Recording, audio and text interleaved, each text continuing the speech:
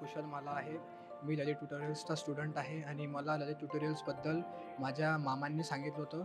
तर त्यांनी म्हटलं होतं की हे बेस्ट आहे इथं अकोल्यात, तर इथं ॲडमिशन घेऊन घे. तर मी इथे ॲडमिशन घेतल्यामुळे खूप फायदा झाला मला. इकडचा स्टाफ पण चांगला आहे आणि टेस्ट सीरीज एक नंबर आहे इथे. सगळं आपलं व्यवस्थित प्रिपेअर करून घेतात आणि जे डाऊट सेशन वगैरे आहे ते रेग्युलर लागतात. तर जे आपले डाऊट्स असतात लेक्चरनंतर ते लगेच तिथे आपण क्लिअर करू शकतो.